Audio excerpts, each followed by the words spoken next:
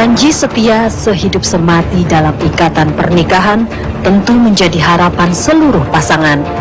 Namun bagaimana jika keduanya memiliki keyakinan yang berbeda? Ya, dalam hukum Indonesia, pernikahan beda agama memang tidak diperbolehkan dan dianggap tidak sah. Karena sesuai Undang-Undang Perkawinan, sebuah pernikahan baru dikatakan sah jika dilakukan menurut hukum agama yang dianut kedua pasangan. Kondisi inilah yang membuat 5 orang alumni mahasiswa universitas terkemuka di tanah air menggugat Undang-Undang Perkawinan ke Mahkamah Konstitusi. Tujuannya agar pasangan menikah beda agama bisa mendapatkan kepastian hukum di negerinya sendiri.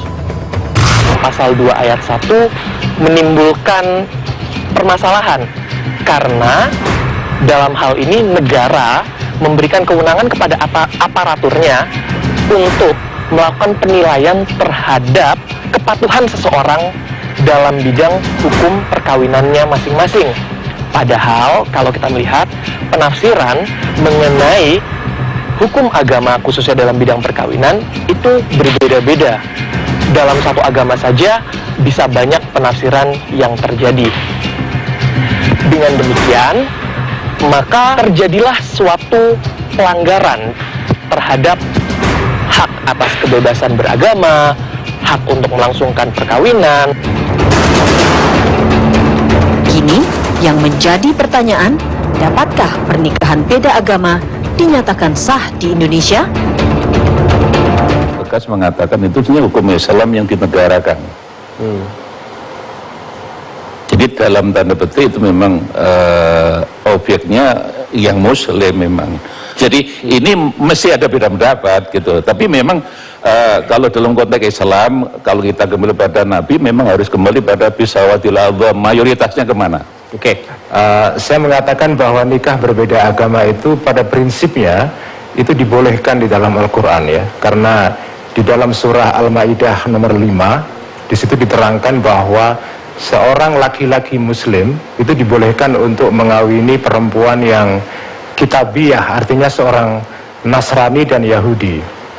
Nah, dalam ayat ini tidak ada keterangan apakah kalau perempuannya Muslimah, kemudian laki-lakinya Yahudi dan Nasrani, apakah boleh atau tidak?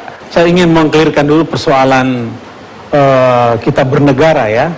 Indonesia ini adalah negara Pancasila yang berdasar ke atas ketuhanan yang Maha Esa. Karena itu secara konstitusional jelas pada pasal 29 bahwa negara memang punya kewenangan melindungi keyakinan beragama.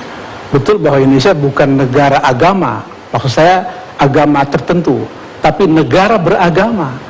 Mengapa disebut negara beragama? Karena begitu banyak kemajemukan agama diakui, dilindungi oleh negara.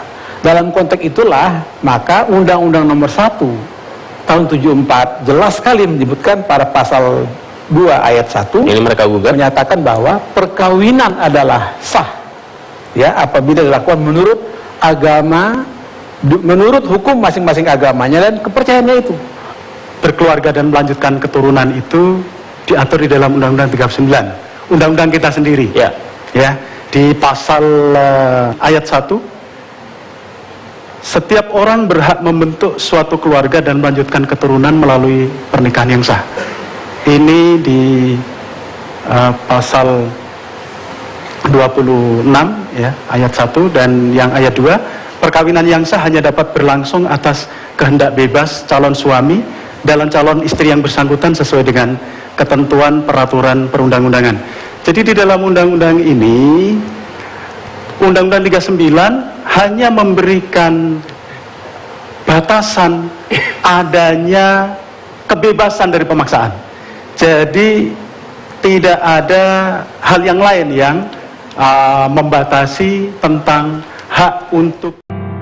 Ku bukan lagi kekasihmu karena kau sudahi semua ini tanpa kata, tanpa ucap kan dahulu kepadaku.